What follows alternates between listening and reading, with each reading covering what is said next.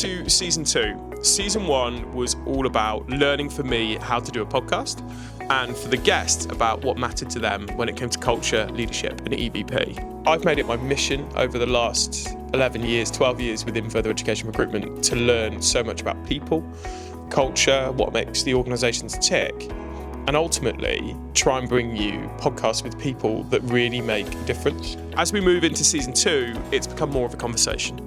So you'll notice that the style is more relaxed, that we are about putting these leaders at ease and learning the best parts of their journey. Some of the challenges that they've faced, some of the amazing people that they've met, some of the incredible outcomes that they've produced. Season 2 is about some of the best conversations I think you've got to hear. And we have so many exciting guests, so many really passionate, incredibly experienced people that are going to add so much value if you take the time to listen to this podcast. Make sure you subscribe to the page and follow to learn more.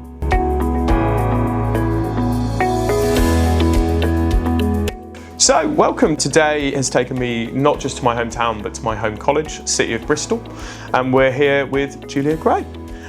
Julia, can you tell me a little bit about yourself and the college? I can, yeah. So, I've worked in further education since 2002. Just last week? Just last week, yeah. The college is amazing. The college is full campus. Each campus is slightly different. We run slightly different things at each campus. We serve somewhere in the region of 14,000 students each year. Will be about £54 million turnover this year. We have 3 subsidiary companies. We are in a devolved region. We have 2 independent living facilities as well, so we work really closely with our local authority to support young people with high needs to make that transition into independent living. And they're brilliant, they're amazing places. I'm going to one of those this afternoon to introduce our local councillors to them to see the brilliant work that takes place there in Brislington. So we are a diverse, inclusive, aspirational, ambitious college. We've been on a huge journey. My journey has also been quite significant. I started my educational career in the land-based world. So my vocational degree is in equine sport science, and I know weird that you can do a degree in horses, but it was brilliant. It was amazing. Is that still a passion now? No, it's not. And everyone asks that question when they find out that I used to work with horses. I worked with horses for years and had my own horse. Horses were my passion, and I was supposed to study law at university. That was my intended career plan and my ambition, but I was quite badly let down, I think, in my A-levels and just didn't do very well in them at all. So I had to find something different, and I was really good working with horses. I'd never owned my own horse, but I was really good at working with other people's horses, and found this degree that you could do. I had no idea that was possible, so off I went and studied that, and then again kind of just fell into lecturing because I needed a secure job. Yep. And there was a college, I grew up just outside Blackpool and ended up at Mysco College, which is just up the road on the outskirts of Preston, and there was a maternity cover lecturing job that was going there, and it was available, so I applied for it and then got the job and thought, yeah, great, but what actually is a further education lecturer? What am I supposed to be doing here? I had no idea. No. I had absolutely no idea. It was a bit of a shock to the system. I went on the first day and genuinely had no idea what the job involved. It sounds like a typical FE onboarding. I'll be really honest with you. It's a get on with it and see what happens. Yeah, and that has probably fueled quite a lot of my practices as a leader. So yeah, I had quite a journey there, doing various different things at various different times. And then at the age of 25 was a head of department, which was, again, another shock to the system, because that was I was leading quite a big department. There were multiple campuses as well, and I was very young and didn't really know what I was doing as a leader. There was no leadership training, so it was all a really steep learning curve. Again, it sounds a lot. FE has learned lots of lessons, Yeah. but I think one of those is that we can retain people if we train them better, and we'll talk a little bit about that because I've heard some fantastic things coming out of the college around its leadership development, and that clearly is informed by that. So you're 25, you're a course area manager. We're still a principal of a very large college now. So what was the journey that took us to there? So I was at MySco for 14 and a half years, and in that time did quite a lot around working with City and Guilds, working with Pearson, became an Ofsted inspector, and did loads of stuff kind of outside of my work as a head of department, but was really keen when I remember going on my first inspection in a general further education college and going, wow, this is amazing, and just loving the buzz, loving the feel of like the creative department, and thinking, I think I want to do this. I think I want to work in a college like this. And I probably put a couple of applications in for like assistant principal level jobs, and I'd one interview and didn't get the job, and then ended up at Calderdale College in West Yorkshire as the assistant principal for quality and student services, and loved it. Absolutely loved it, and had a brilliant 5.5 years there, where I was and again had a range of different roles there. So I was assistant principal, vice principal. The vice principal role expanded into a wider remit, wider scope. At one point I had responsibility for HR, which was brilliant. Loved it. It was amazing. And then was acting principal for the 6 months before I came here. So it was a bit of a dry run before I took over the college. Third year of Bristol? Third year here. Well, I'm claiming 3. It'll be 3 years in January. On January the 1st, it'll be 3 years. We're close enough that we can say 3 years in the top job. Yeah. So fantastic. What a meteoric rise, and getting in through the traditional method of, well, I'll be a teacher then. And amazing. What's kept you in further education then? I love the impact that we are able to make collectively as a group. Further education is transformative. It's people get into further education a lot of the time by accident and because of their own experiences in education. And as a consequence of that, they are absolutely passionate about what they do and are passionate about that high quality educational experience that every young person is entitled to. And the ability to make that difference to young people who walk through our front doors, who are ambitious about their futures and want to do brilliant things but don't yet have the pathway to achieve that, that's our job. And what an amazing job to have. What an amazing career to be able to support so many people. It's the multiple factors, isn't it? In that by each year, that the ripple effect of our one organisation on an entire city and an entire region is huge. And by doing our job really, really well in our city, we support the effectiveness, the productivity, the stability of this entire region by supporting those individuals. And it's powerful stuff. I mean, I was here with your business students, probably 6 months ago. Yeah. And when you say ambitious people, they were so ambitious. They were throwing it at me. I was fielding questions on all sorts of businesses. We had traders in the room. We had people that wanted to start carpentry businesses. we had all sorts of young, ambitious, passionate, with crazy ideas, and we were there to make those even close to reality, and they were just so energetic, and that is Bristol. That is Bristol. I mean, I'm I'm probably going to be a little bit biased here, right? Because I grew up around the corner. I came to this college to get careers guidance. I lots of my friends have been to this college. I'm Bristol through and through. And the journey that it's had to go on to be as ambitious as the city of Bristol, I think is an interesting journey. Because it has a lot to live up to. And I think my personal view is that it's doing that.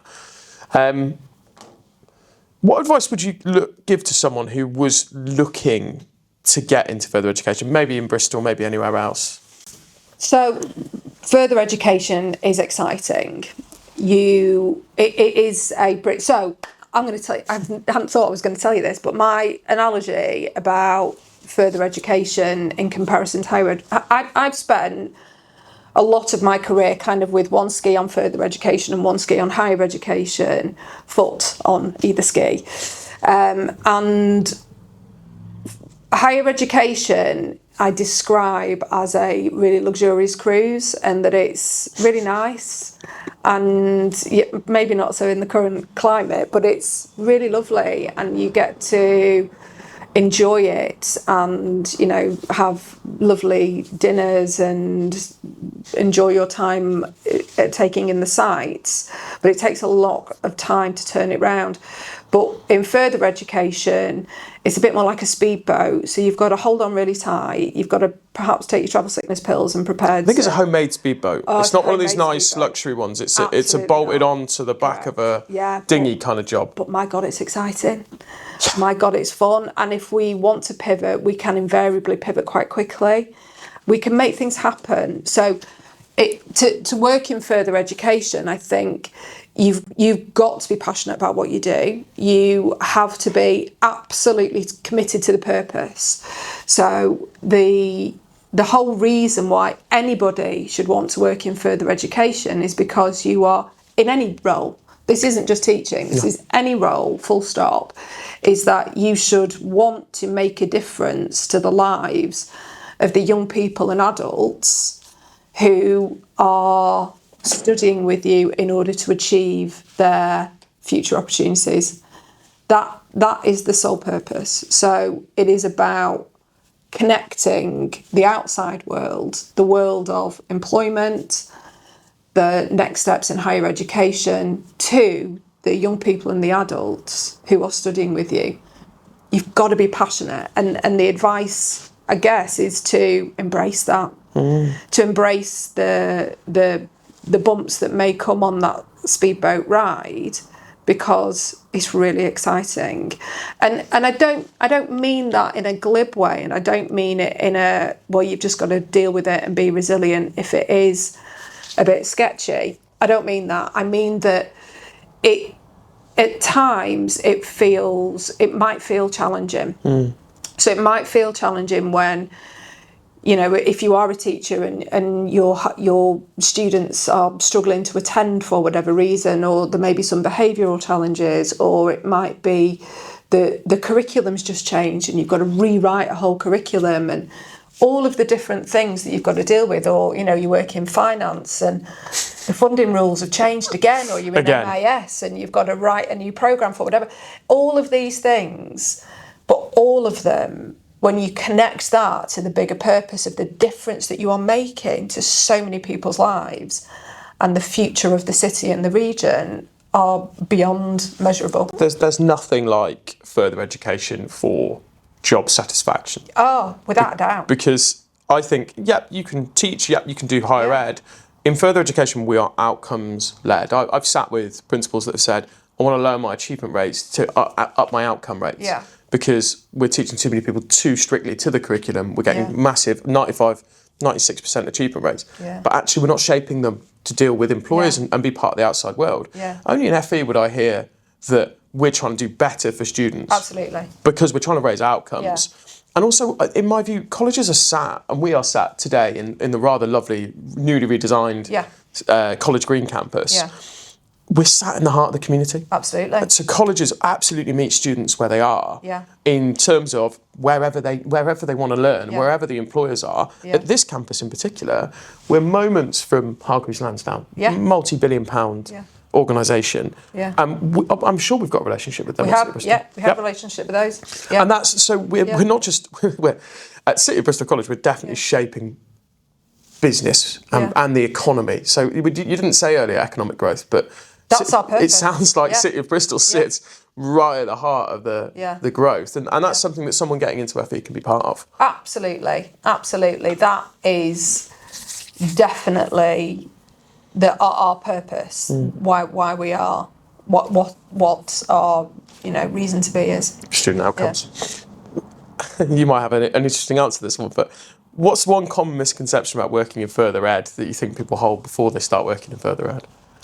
So, I am probably quite well known for having many soapboxes that I stand on, and one of them that I stand on is around young people in general, and this would extend to any adults who are studying with us, but the misconception I think about working in further education, in a general further education college specifically, we run A-levels here, and the misconception being that a general further education college is not a choice for young people when they leave school, and that students are studying in a general further education college because they've got to do something when they leave school, and that they don't have ambition. Well, it's nonsense. That is nonsense. Nonsense, yeah. That are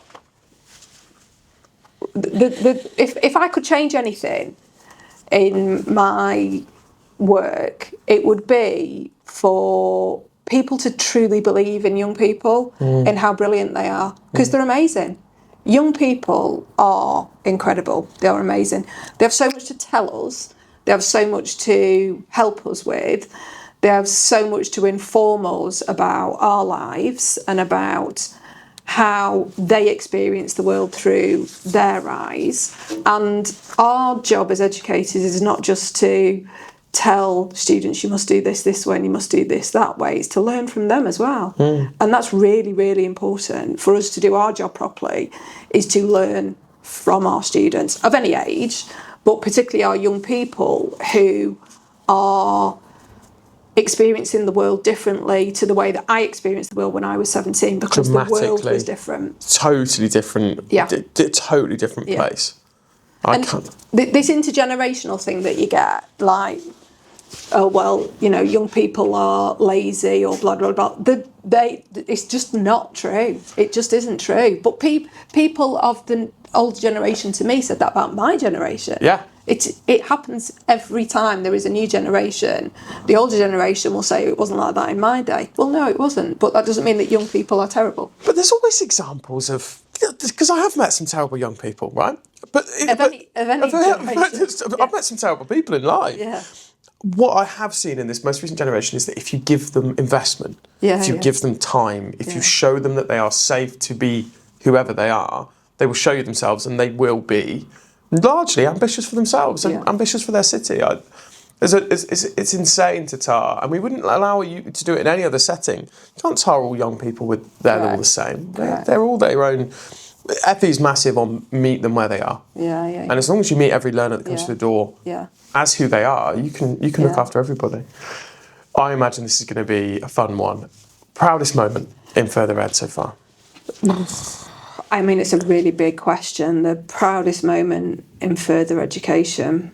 I will be upset if you don't say something related to Bristol College. Oh no, it will be. I think was just a quiet moment, I think, when, might get choked up talking about it, but when, also because I'm not very well today, so I probably feel a bit tired, emotional anyway, when I was sat at my desk in that corner of the office over there, and our Director of Quality, Student Experience and Safeguarding sent me a Teams message with the national achievement rate table information that would come through that had positioned us. After being a college that had for many, many years sat in the bottom of those national comparators that put us in the top 20%. Yep. And I knew how much that would mean to everybody. I knew the impact that that would have on everyone who works here, all my colleagues throughout the entire college, to our governors, to our stakeholders. And we'd already done the massive celebration around what the difference was to each individual student within those percentages. So we don't think of ourselves as a qualifications factory, going back to what you said before, Guy, about it is about the whole. It is about the whole of the student experience and employable individuals. So we'd already done all of that work. But standing on our own 2 feet and people being proud of where they work made a massive difference. So I think probably that it was just a little quiet moment, and it just felt amazing. It's a massive thing. I was about to say that little thing, but It was a huge the little thing is the quiet moment. Yeah. The massive thing is shaping the lives of an entire generation. Yeah, and everybody, I think probably what it was, I feel like I'm in a therapy session now, by the way. But I think probably what it was everyone has bought into, we have been on this journey of change. And with the history of City of Bristol College as it has been, asking everybody to take that leap of faith and to buy into that is huge. And being able to say to everybody, this is where we are now, and it's been worth it, was massive, was really massive. So I confess, one of the few colleges' full values that I can probably remember, and I can't remember all of them, but I can remember that it spells Bristol. Does spell Bristol. And that was, as I understand it, a happy accident. It was just convenient. Yeah, So it was just absolutely convenient that our values happen to spell Bristol, and we're in Bristol. I mean, that's wonderful. how did that happen? So tell me, Yeah. what are our values and how do we get there? Okay, so when I arrived at the college nearly 3 years ago, there was a strategic plan, and there was a mission, vision, and values that were not due for renew. And I could have taken the opportunity then to just completely upend them and to rip them up and do something different with them. But again, it goes back to that point of colleagues throughout the organisation feeling absolute fatigue at change. And it would have been the wrong thing to do because they didn't know me. And I needed to do work for colleagues to trust me and to understand who I am before we went on that journey of change. So we there was a proposition around the mission, vision, values and the strategy, lots of consultation, external stakeholders, students, internal stakeholders, and then we came up with our Bristol values, which are, I've got them in front of me because I'm glad you can remember them, but I have to refer to them. Boldness, respect, inclusion, sustainability, teamwork, openness and learning.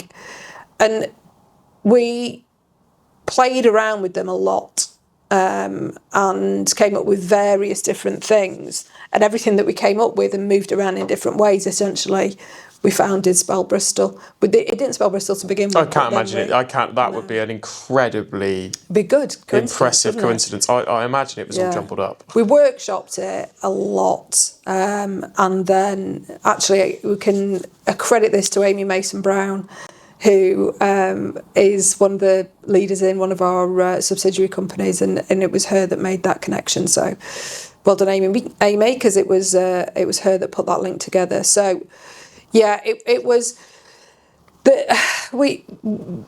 values are important to every organisation, aren't they? And making sure that they fit who we are, but you could probably pick up values of any organisation and put them down in another organisation, couldn't you?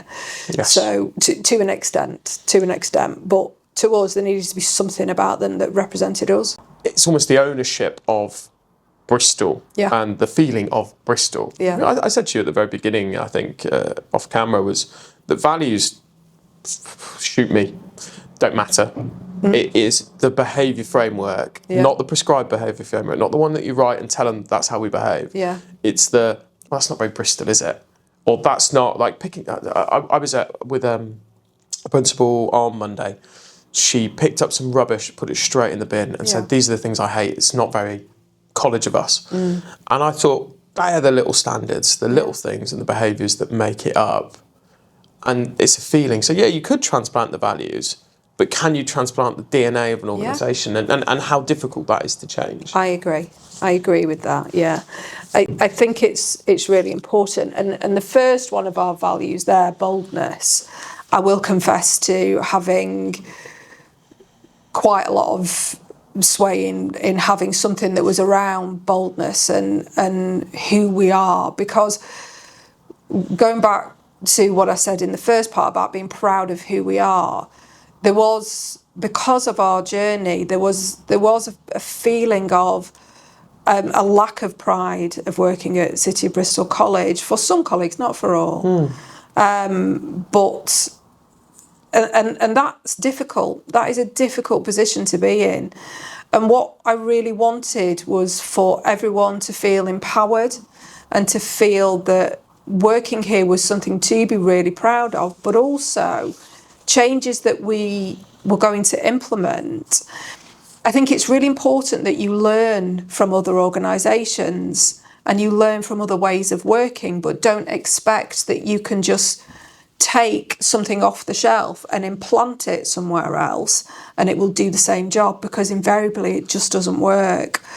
So I started coming up with this phrase when I first arrived here, that we will forge our own path and we will do things our own way, and just kept applying it more and more and more in different settings. And that's how we came up with boldness. And I think also northern roots. I've lived in the north now for 3 years, and there's a culture of the north of being proud of whatever it is, right? You could be proud of nothing, but you're proud of what you have got, and you're proud of your northernness, and I think that is a bold thing. I can feel the influence, but City of Bristol College should be proud. Yeah, it really should have the journey that it's been on. Yeah. Okay, so how do we now? We've got Bristol. We've got some values that very conveniently spell what matters to us. Yeah. What process as an organisation have we gone through now to make these values stick? How have they been adopted? Oh, it's been just a huge amount of work. I mean, and all the things that you would expect around the distribution of the values, the inclusion in every different setting that you can imagine, induction meetings, they're in the appraisals, blah blah blah, all of those different things. But it is around exactly what you said before. It's around behaviours. It's around modelling and what you see. And probably an example of that is the T of teamwork. And it's just people working together. I think what you see is the values being delivered because people feel open to that and people feel listened to and heard, and colleagues throughout the organisation feel that they are far more valued now, and that they are able to contribute in a way that meets the values because they are listened to and heard. I mean, even, the things like enrolment, which is such a massive undertaking. Mammoth. And we move between each different campus or, doing the enrolment, but then you've still got enrolment at each site, no matter how it works. We changed our enrolment this year. Huge undertaking. Digital? To a degree, yes, but the whole process has changed.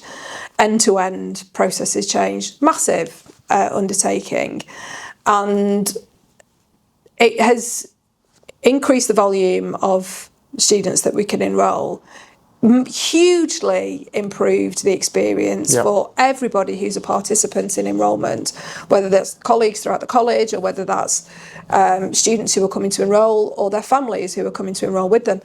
Everybody has had a far better experience, and the impact of that is that everyone is far happier on their courses. We've had far fewer admissions appeals, everything, and that makes everybody's jobs easier. None of that's possible without teamwork. None of that is possible without teamwork. But even then,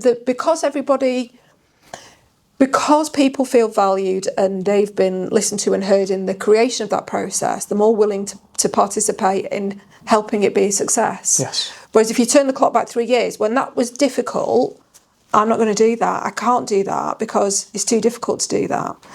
So in the leadership of I'm going to hear you, I'm going to listen to you, I'm going to make changes because of hearing you and listening to you, that has created the values. Mm-hmm.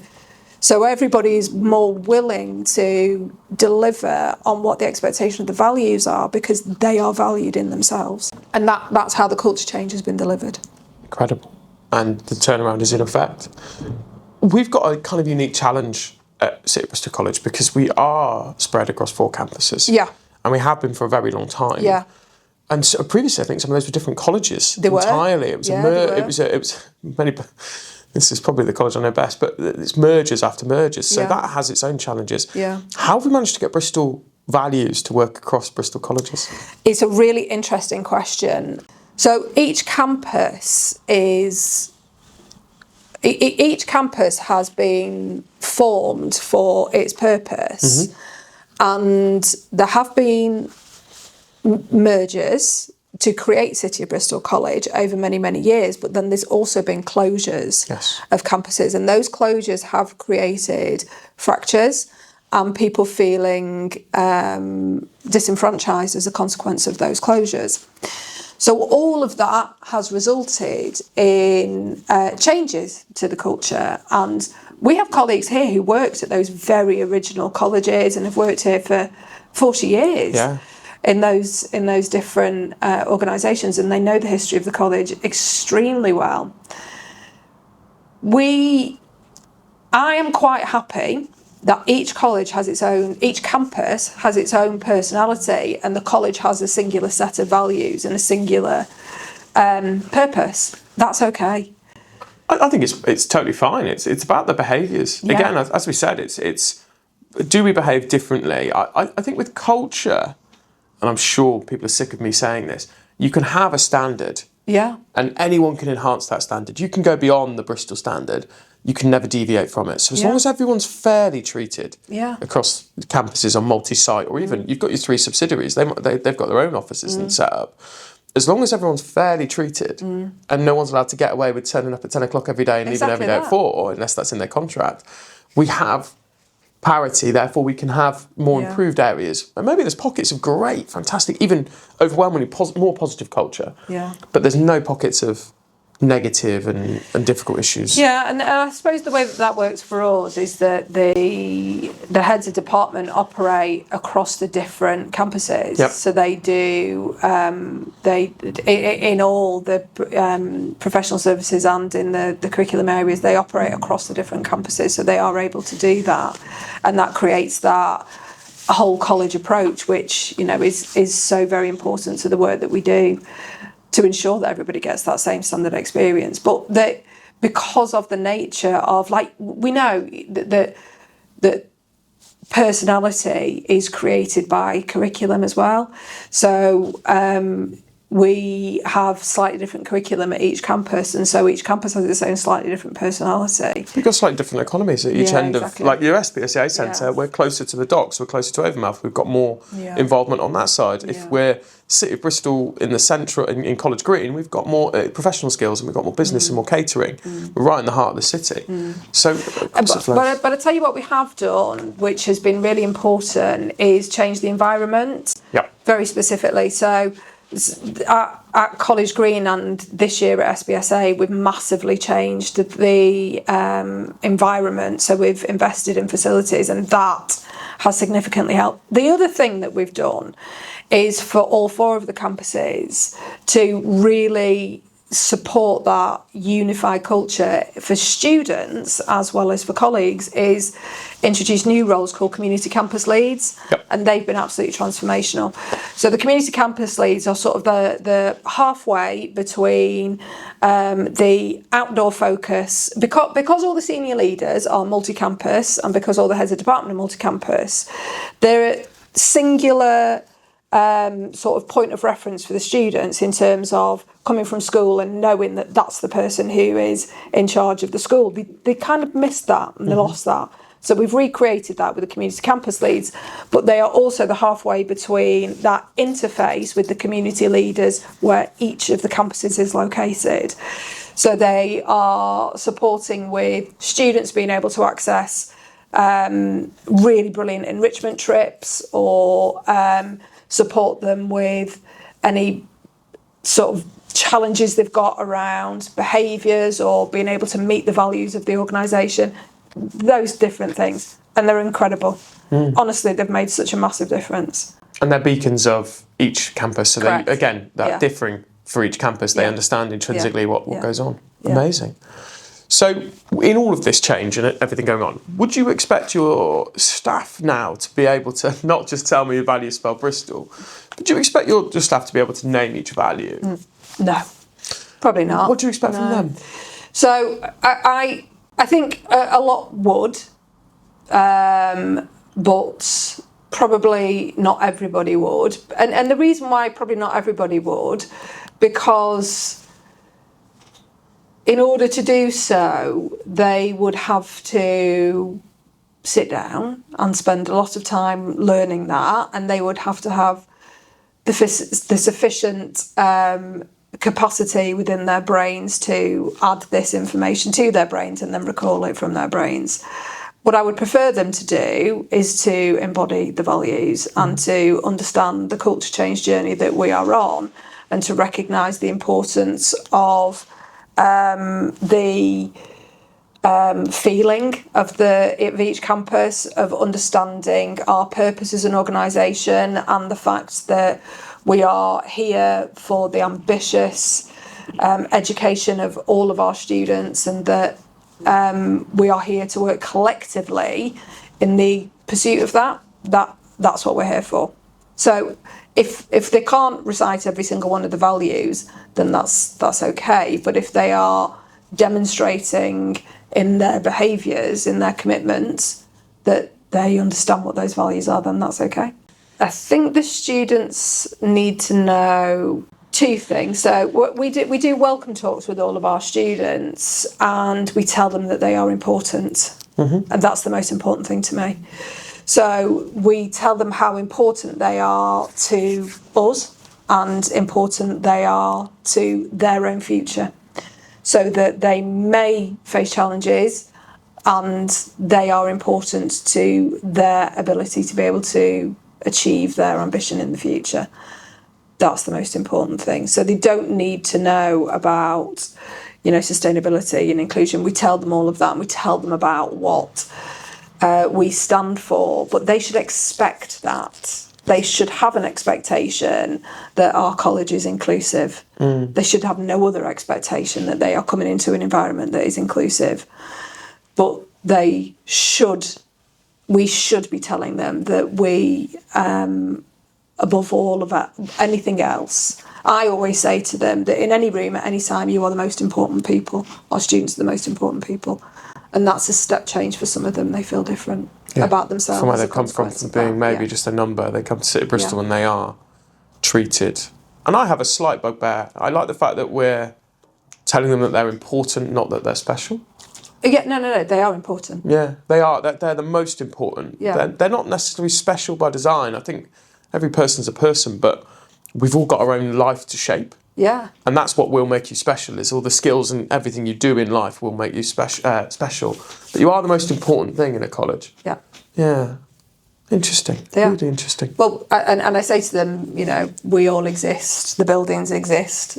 I get paid because of them. You have to know that. Yeah, they have to know how important it is to you. That Yeah. It's not even about getting paid, is it? It's about actually being able to really. We all have to get paid for our work. No one's here for free, but getting paid to do something as special as shaping lives. Yeah. It's a bit of a con, really. I was thinking this sat at my desk yesterday. I was thinking, do I really get paid to have this level of impact, to support people, to change lives? Yeah.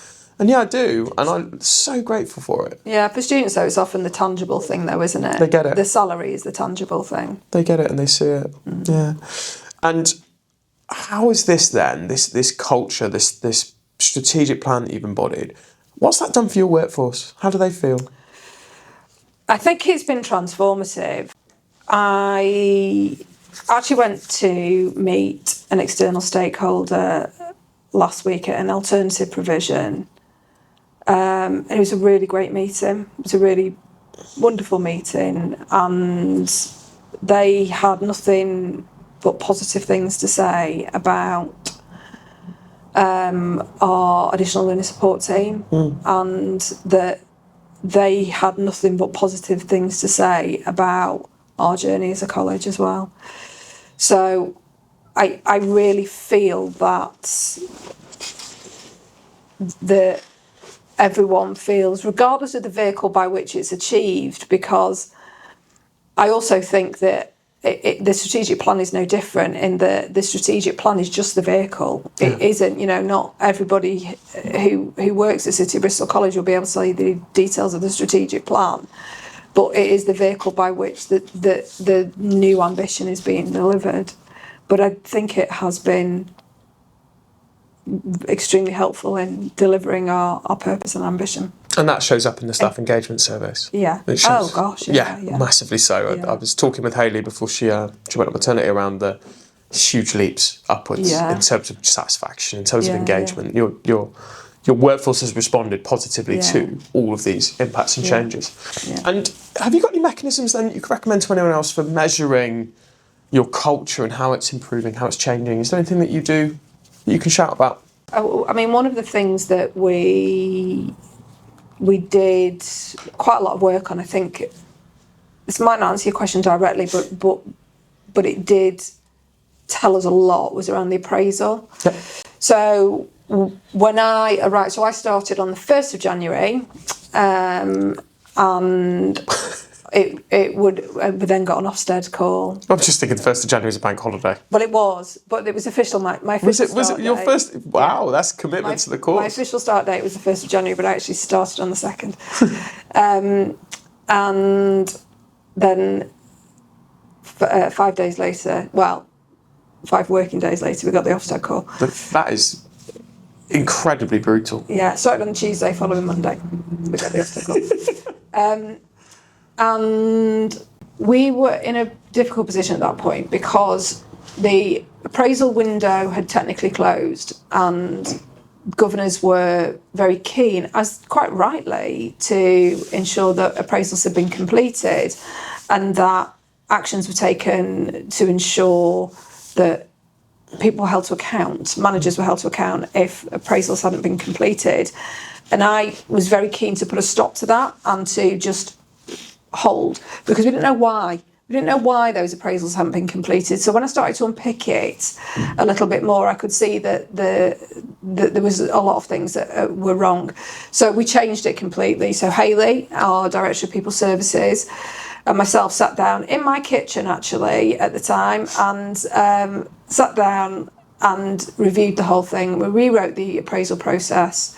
We rewrote the appraisal form. We totally changed the purpose of it.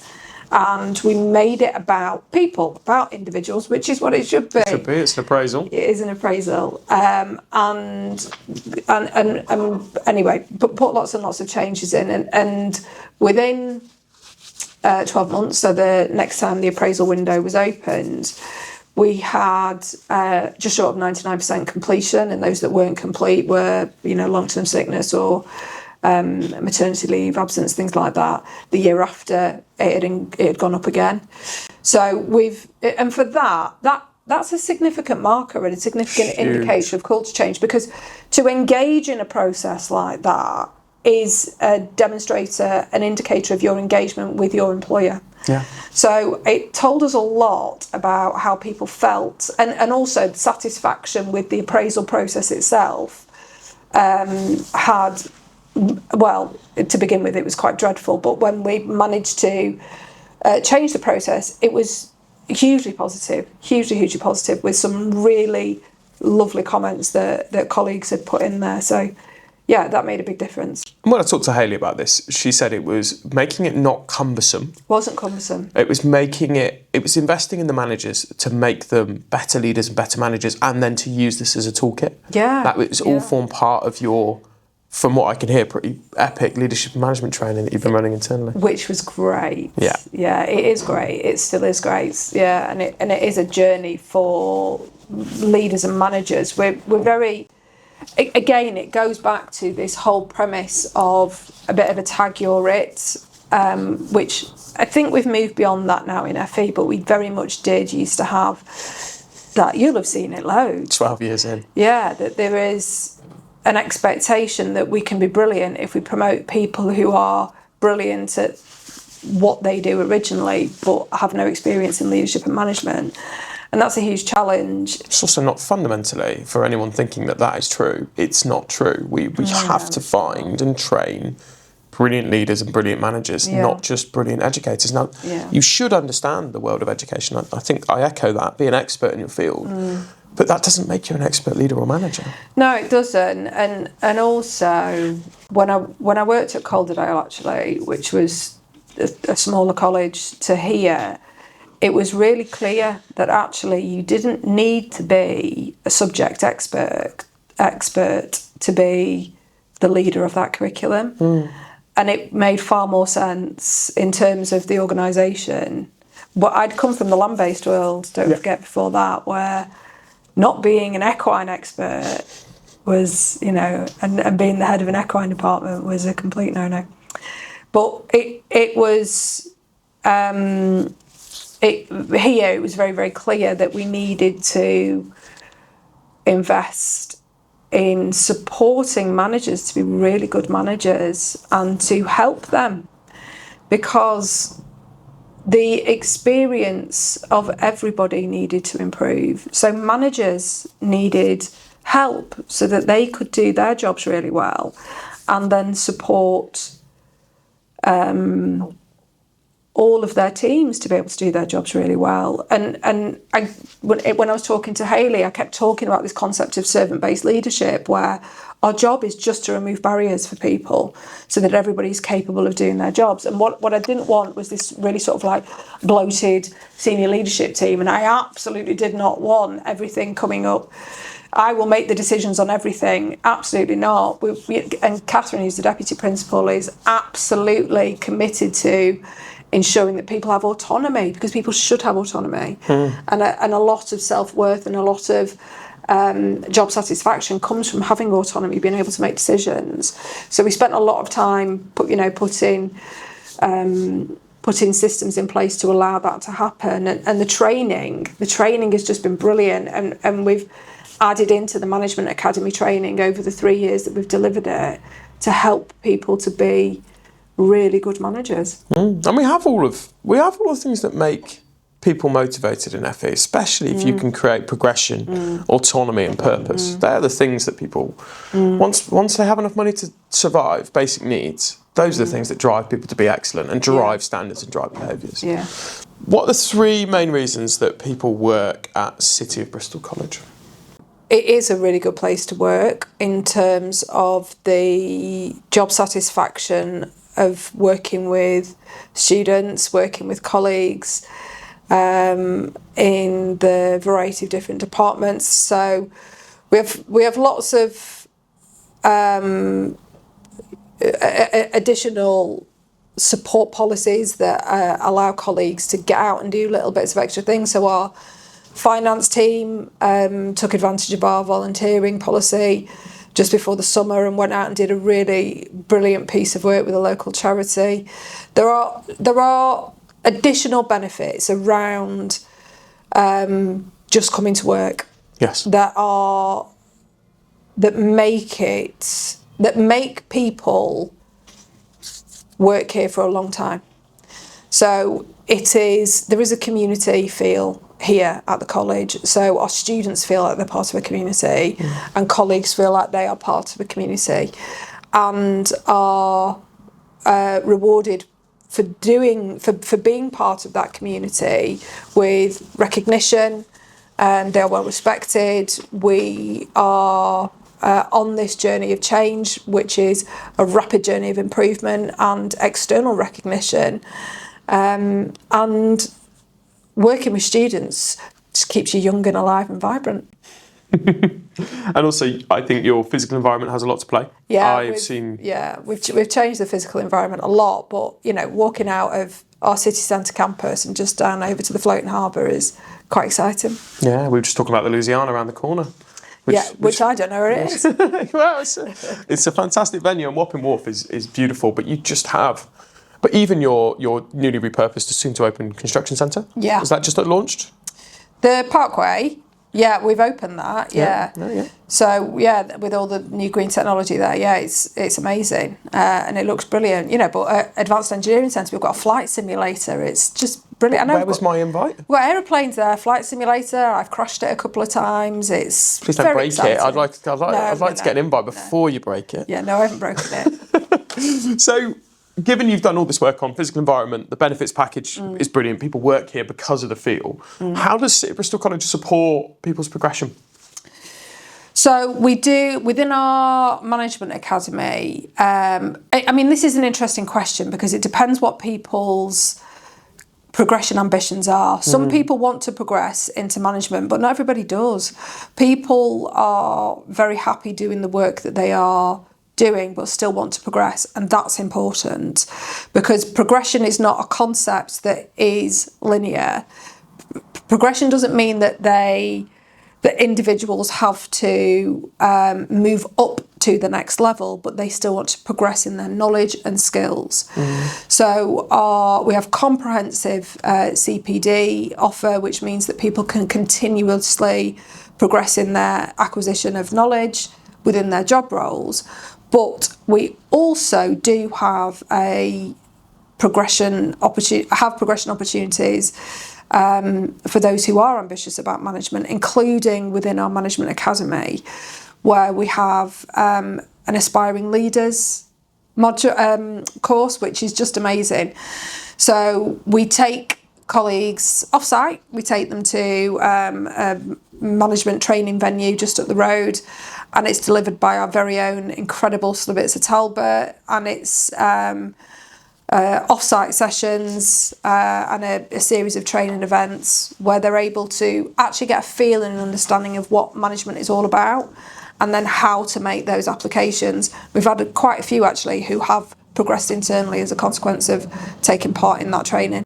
I've seen and heard all really about it, and the off-site was fantastic. I saw the venue, so it really is invested. If you could change one area of what you offer as a college to your staff, what would it be? Pay is a simple answer there. And I think if any principal said anything different, I'd be astonished. Pay. The work that further education does is vital, it's transformative, and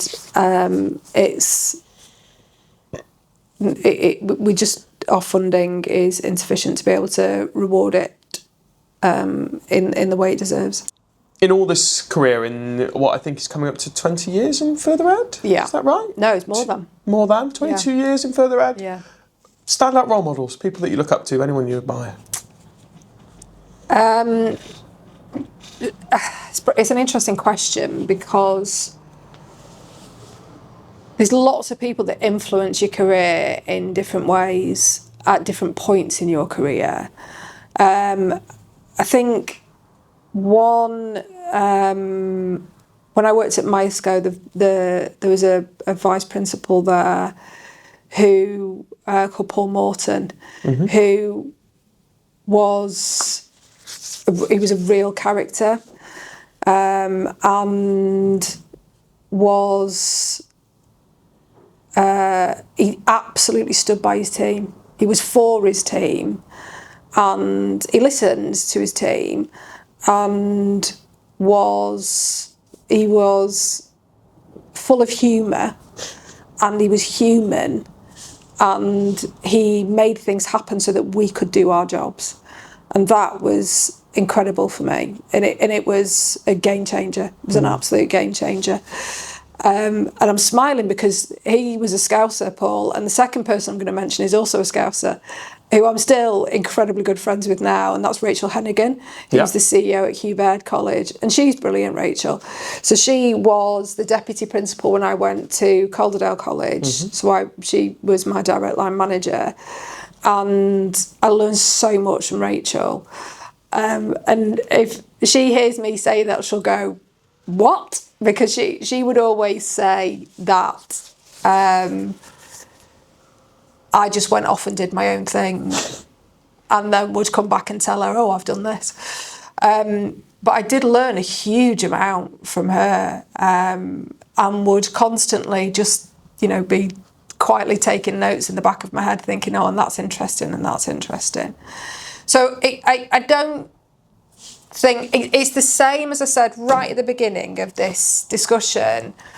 Forge our own path and do things our own way. Yep. Same thing, in that I would take little bits, not intentionally, but I probably think that's just the way that my brain works. Yeah, and I hear quite a lot of... I've met Rachel. I've spent some time with Rachel. He's great. Some time with Rachel's team, and on their journey to outstanding. They've done some pretty outstanding things. Yeah. So I can hear little bits of that, actually. And Yeah. now I know. I hadn't put the Calderdale connection together. Yeah. So now I know.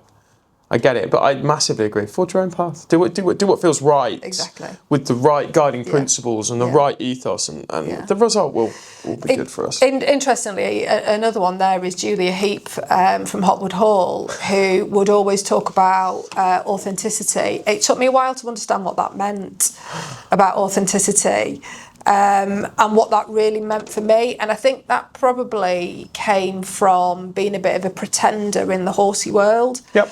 So having never owned my own horse until I was 21, and in the horse world, that's an interesting... It's a really interesting... Yeah. And not coming from a horsey family, and not having, you know what it means. I know exactly what you mean. It was a challenge. So I was always a little bit of an outsider and a little bit of a pretender in the horsey world.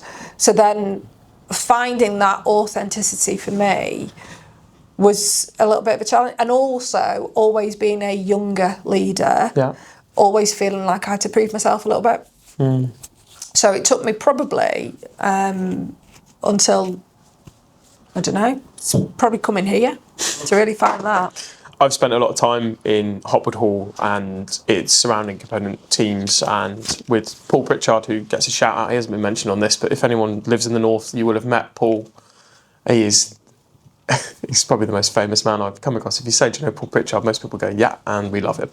But the authenticity for me means being who you are. Yeah. In the context of what you do. Yeah. Right? I wouldn't expect anyone to think that I sleep, eat and dream about FE 47 hours a day or 100 hours a week.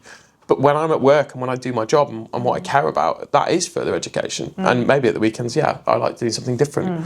But I'm authentic within context of what I do. And that's the best that I think most people could hope for. What would your advice be then to future leaders looking to be principals and CEOs? To be very conscious of the big picture. So not to overly focus on, not to focus on the path to achieving it, but the collection of skills needed in order to get there. So rather than, I have never set myself a timeline to achieve anything really, and thought, oh right, okay, by the time I'm that age I'll do that, or by the time I'm that age I'll do that. But I've always known, before I make that next step, I want to be able to do this or be able to know that. And I think that's helped me. Because when you get into any job, you have to know that when those tough questions are asked, you can answer them. And interestingly, when you arrive at a new organisation, it doesn't matter if you've been there 3 seconds or 3 years, you are expected to know all of the information that is attributed to that particular role that you are doing, because that's your job. And to everybody who relies on you to do that job, they expect you to have that knowledge and information. So for me, the advice would be to not think about getting there as soon as possible, but to really focus on what the skills are you need so that you can be, and the knowledge that you need to acquire, so you can do the best job you possibly can for those people. And also, very, very, very importantly, is to end up at the right place. Yes. Because the location cannot be undersold as the most important thing. So knowing that, and that is in terms of the employment in that region, the stage of devolution, the local authority, the safeguarding challenges within that area, the demographics that you are working in, the communities. You have to know, as a senior leader or as a CEO, every single bit of that. And you have to be comfortable in that context. You have to want to work in that context. And if any bit of that doesn't float your boat, it is not the place for you. And you haven't got a lot of control over that. You haven't got any control. Once you're in, yes, you can begin the process of influence. Yeah. But at the start, you are going to be in a very uncomfortable situation that maybe you weren't prepared for. Correct. And all this information is readily available to anyone looking to make those steps. Readily Right? You just need to ask the questions. You have to ask the questions, and you've got to do your own research as well. You've got to understand that. I actually think it's terribly helpful as a senior leader, having had the experience of moving organisations. I think it's helpful to move organisations if you are able to do so. Because you are only ever that job. You're not a progressed person. I've done both things. So I've progressed and I have moved. And served time. And served time. I've done all of those things. And I think it is helpful that people see you as that job and not as the progressed role. I also very much enjoyed my time progressing in roles as well.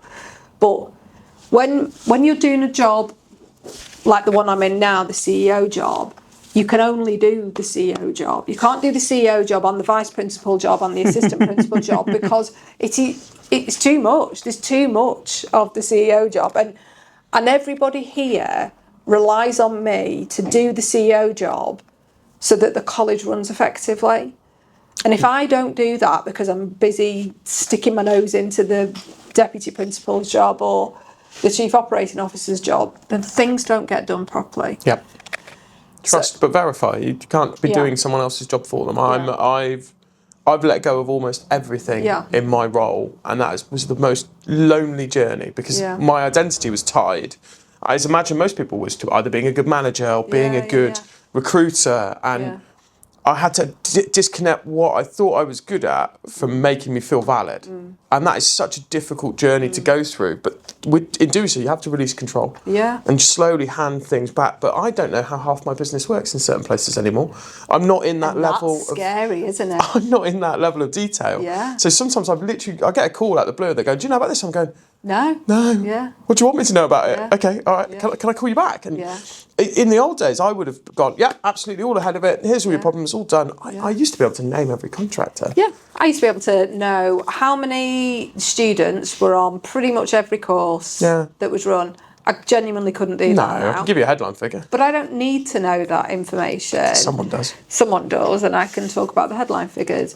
But the importance is that my brain space is limited, and in order to be able to do the external work, somebody else has to be responsible to be able to understand, has to be responsible for understanding that finer detail. And either letting that go or never having it in the first place is the choice that you've got to make as to whether or not you are progressing within one organisation or moving to a different organisation, I guess. But place is beyond important. 100%. Final question from me. So it's literally, do you have any books? Did you get the book I sent you? I did. It's sat on my desk over there. Oh, hello. You got loads. Right, fine. I know where I am in the stack. This is going to sound weird and I would be amazed if anyone had recommended these books to you, but the Michael Porter books on economy and markets. Freakonomics? No, they're like from the 1980s. No. And they are probably some of the, he was a Harvard professor and was probably some of the original works that were done on market entry, barriers to market entry, and how an economy functions, and they're fascinating. And they're very technical, and there's a few of them, but they are probably some of the most helpful things that help to place into context the work that we do as a college in a bigger picture. And you talked earlier about problem solving and about how important problem solving is. Problem solving for me is always about coming down to the root cause, and it's that kind of work that's in the Michael Porter books that puts all of that into context as well. There's always a root cause of everything. And solving the problem, you have to get to the root, otherwise you're just plastering. We spend depending what sort of leader you are, you can spend your days plastering or you can spend your days solving problems. And I much prefer the fix it once, fix it for as long as it will hold.